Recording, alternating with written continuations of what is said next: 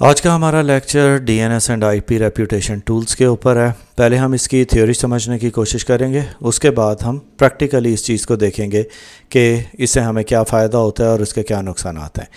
Domain name service, जिसे हम DNS के नाम से भी कहते हैं, इसका मेन काम ये होता है कि ये आईपी एड्रेसेस को नेम्स में और नेम को आईपी एड्रेसेस में चेंज करते हैं। अब जैसे कि ह्यूमन नेचर है कि हमारा जहन जो है वो वर्ड्स या नामों को ज़्यादा बेहतर तरीके से याद रख सकता है इसके मुकाबले में कि हम आईपी एड्रेसेस को याद रखें।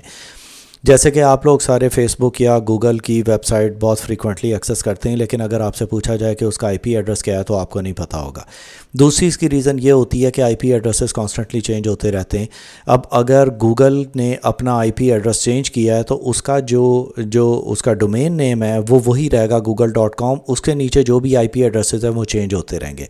तो हमारे डीएनएस पॉइंटर्स क्या करते हैं कि जो भी आईपी एड्रेस किसी डोमेन नेम के अगेंस्ट चेंज हुआ है वो उससे लिंक कर देता है कि ठीक है, पहले उसका आईपी एड्रेस फॉर एग्जांपल 0 था, अब 1 हो गया है। तो जैसे ही आप गूगल के ऊपर जाएंगे या आप जो भी वेबसाइट एक्सेस करना चाह रहे हैं तो वो ऑटोमेटिकली उसे उस आईपी के ऊपर रीडायरेक्ट कर देगा। अब इसके की कंपोनेंट्स होते हैं डिफरेंट। इसके अंदर हमारे पास डीएनएस सर्वर्स हैं, डीएनएस रिकॉर्ड्स हैं, डीएनएस क्यूरीज एंड रिस्पॉन्सेज हैं। नाउ मेक श्योर आपको ये सारी चीज़ों का पता हो। डीएनएस सर्वर इंक्लूड करता है और अथॉरिटेटिव सर्वर्स जो कि रिकर्सिव होते हैं, रिजॉल्वर्स होते हैं और रूट सर्वर्स होते हैं। जैसे आपकी ऑर्गेनाइजेशन के अंदर जब आप एक एक्टिव डायरेक्टरी सेटअप करते हैं तो उसके अंदर एक डीएनएस सर्वर भी होता है। अब डीएनएस सर्वर का नाम ये है कि अगर आप कोई अननोन वेबसाइट को एक्सेस करना चाह रहे हैं तो वो फ़ौरन इंटरनेट पे जाके सर्च करेगा कि उसके बारे में कोई वेबसाइट एग्जिस्ट करती है कि नहीं। अगर वो एग्जिस्ट करती है तो उसकी डिटेल अपने पास सेव कर लेगा। अब नेक्स्ट टाइम जब कोई और उसे एक्सेस करेगा तो वो वेबसाइट उसे ढूंढने में इतना टाइम नहीं लगेगा और वो फ़ौरन आपको डिस्प्ले कर देगा। दो ये प्रोसेस इतना तेज़ होता है कि इन फ्रैक्शन ऑफ सेकंड्स होता है, आपको इतना फील नहीं होता, लेकिन फिर भी मार्जिनल डिफरेंस पड़ता है स्पीड का अगर वो कोई एक नई वेबसाइट ढूंढ रहा है। अब डीएनएस रिकॉर्ड्स होते हैं टिपिकली, जिसे हम IPv4 एड्रेसेस भी कहते हैं, IPv6 भी। हमारे डीएनएस सर्वर्स उसे दोनों को रिजॉल्व करते हैं। एमएक्स एक्सचेंज के हमारे पास एड्रेसेस होते हैं, CNAME होते हैं और TXT होते हैं ना। अगर ये MX रिकॉर्ड, CNAME और ये TXT रिकॉर्ड्स, ये सारी चीज़ें ईमेल से रिलेटेड होती हैं। जब भी आप कोई ईमेल सर्वर सेटअप करते हैं और आप चाहते हैं कि कोई भी अगर ईमेल आ रही है वो xyz.com से है, आपका कोई भी ईमेल एड्रेस है @xyz.com, तो xyz.com का एक MX रिकॉर्ड होगा। जैसे ही उसे वो MX रिकॉर्ड मिलेगा तो उसे पता लग जाएगा कि ये ईमेल आपकी डोमेन से रिलेटेड है और आपके लोगों के लिए आ रही है ना। डीएनएस क्यूरीज एंड रिस्पॉन्सेज का क्या होता है कि ये प्रोसेस है क्यूरी करने का डीएनएस सर्वर्स को to resolve the IP names और ये सारी चीज़ें। अब जैसे यहाँ मैं नीचे एग्जांपल दे रहा हूँ कि अगर आप example.com पे जाएंगे, ब्राउज़र के अंदर लिखेंगे तो पीछे वो उसका आईपी एड्रेस एक ढूंढेगा जिसके अगेंस्ट आपको वो एक वेबसाइट दिखाएगा। अब इसी तरह डीएनएस के रिलेटेड डिफरेंट सिक्योरिटी थ्रेट्स भी होते हैं। कॉमन थ्रेट्स उसके अंदर डीएनएस स्पूफिंग है, डीएनएस कैशे पॉइजनिंग है और डीएनएस एम्प्लीफिकेशन अटैक्स है। अब इसके बारे में हमने ब्रीफली पहले बात की थी। डीएनएस स्पूफिंग के अंदर होता है कि अटैकर इंटरसेप्ट करता है और ऑल्टर कर देता है डीएनएस क्यूरीज रिस्पॉन्सेज को और रीडायरेक्ट कर देता है उन्हें मलिशियस वेबसाइट्स के ऊपर। कि अगर आप फॉर एग्जांपल फेसबुक पे जाना चाह रहे हैं तो वो आपके फेसबुक के की जो क्यूरी है उसके अंदर आईपी एड्रेस को अपडेट कर देगा और instead of going to facebook.com आप लैंड होंगे किसी एक वेबसाइट पे जो कि लुक अलाइक होगी फेसबुक की, लेकिन आप उसके ऊपर अपना यूज़र नेम पासवर्ड डालेंगे तो वो सारा आपका जो है वो कॉम्प्रोमाइज़ हो जाता है। इसके बाद डीएनएस कैशे पॉइजनिंग होती है जिसके अंदर हम इंजेक्ट कर देते हैं डीएनएस रिस्पॉन्सेज को in the cache of the server resolve करने के लिए। तो यूज़र्स कॉन्स्टेंटली मलेशियस वेबसाइट्स पे जाना शुरू कर देते हैं।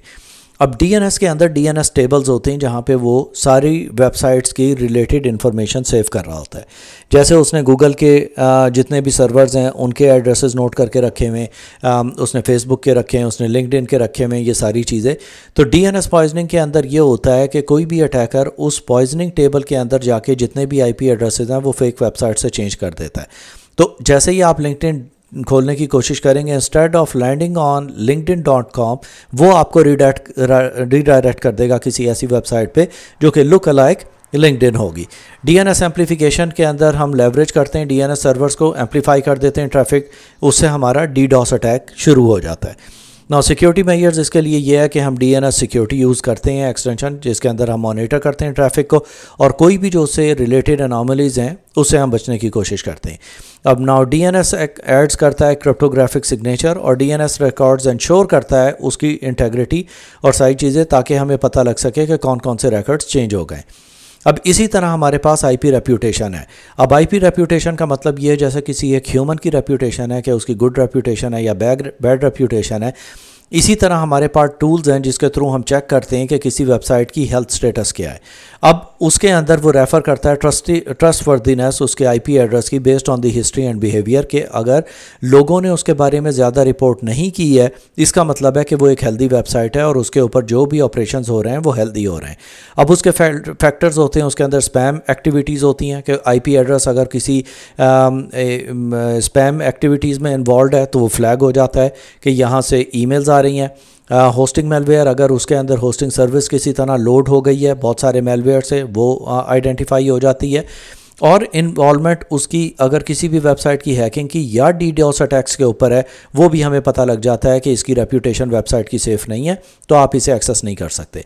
अब उसके अंदर क्या होता है कि instead of finding all these different websites, अगर आपको कोई एक यूनिक IP एड्रेस नज़र आ रहा है जो आपके यूज़र्स एक्सेस कर रहे हैं, तो आपको उसकी रेप्यूटेशन चेक करनी होती है। नाउ डेज़ हमारे जो मोस्ट ऑफ दी अप्लाइंसेस जो हम सिक्योरिटी की यूज़ कर रहे हैं उसके अंदर बिल्ट इन फीचर होता है कि वो हर वेबसाइट की ऑटोमेटिकली रेप्यूटेशन चेक कर रहा होता है, ताकि किसी भी ऐसी वेबसाइट से आपके नेटवर्क के ऊपर इस तरह का ट्रैफिक ना आए जो आपके नेटवर्क को अफेक्ट कर सके।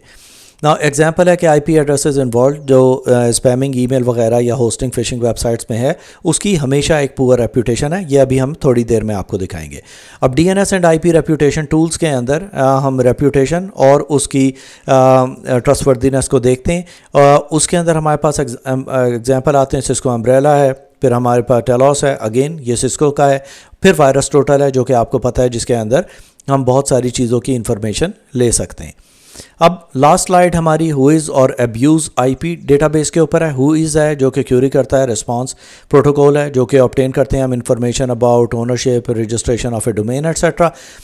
इससे हमारे पास इंफॉर्मेशन आ जाती है कि कौन उस डोमेन का ओनर है, कब वो डोमेन रजिस्टर की गई थी, कब अपडेट हो रही है, कब एक्सपायर हो रही है, ये सारी डिटेल्स हमें मिल जाएंगी। ये अभी हम आपको दिखाते हैं।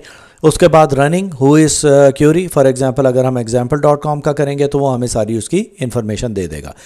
अब्यूज़ IP डेटाबेस है, कलेक्टिव प्रोजेक्ट है जिसके अंदर जो अलाउ करता है यूज़र्स को कि वो रिपोर्ट करें कोई भी वेबसाइट जो भी आपको ऐसी अब्यूज़िव नज़र आई है, तो उससे दुनिया भर में जो लोग एक्सेस कर रहे हैं उन वेबसाइट्स को, उसके बारे में उन्हें पता लग जाता है कि ये जो है अब्यूज़िव IP एड्रेस है जिसे हमें बचना है। तो इनके पास ह्यूज डेटाबेस है जिसके अंदर जितने भी रिपोर्टेड IP एड्रेसेस हैं और उनकी रेप्यूटेशन यहाँ पे नज़र आ रही होती है, जो कि क्यूरी करता है, मल्टीपल रिपोर्ट्स इकट्ठी करता है स्पैम या ईमेल के थ्रू या उसकी पुअर रेप्यूटेशन के हिसाब से, और लोगों को उससे बचाने की कोशिश करता है।